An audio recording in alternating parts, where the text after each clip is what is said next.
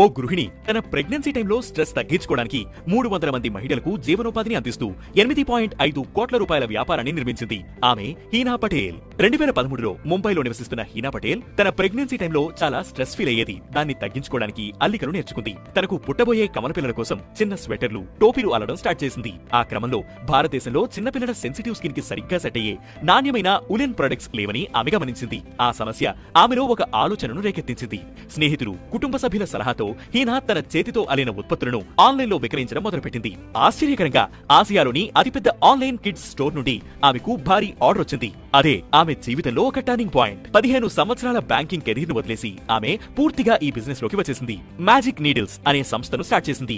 ఆర్డర్లు పెరిగే కొద్దీ హీనా ఒంటరిగా అన్నిటినీ నిర్వహించలేకపోయింది. ఆమె తన చుట్టూ ఉన్న మహిళలను ఈ పనిలో భాగం చేసింది. ఈ రోజు 300 మంది మహిళలు మ్యాజిక్ నీడిల్స్ తో కలిసి పనిచేస్తున్నారు. వీరిలో 150 మంది ముంబై నుండి, 50 మంది హిమాచల్ ప్రదేశ్ నుండి, 50 మంది కోల్కతా నుండి, మిగిలిన వారు భారతదేశంలోని ఇతర ప్రాంతాల నుండి ఉన్నారు. ఈ మహిళలు ఇంటి నుండి పనిచేస్తూ కుటుంబ సభ్యులతో పాటు ఆదాయాన్ని సంపాదిస్తున్నారు.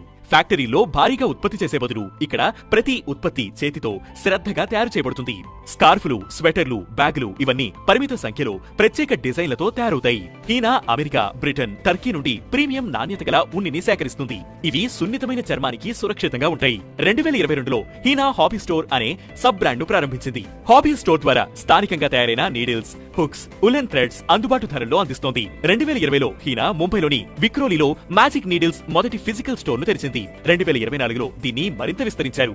ఈ మోడల్ ను బెంగళూరు, హైదరాబాద్ లో ఫ్రాంచైజీల ద్వారా విస్తరించాలని ఆమె ప్లాన్ చేస్తోంది. తన హాబీని 8.5 కోట్ల రూపాయల బ్రాండ్ గా 300 మంది మహిళల జీవితాలను ప్రభావితం చేసేలా మార్చిన హీనా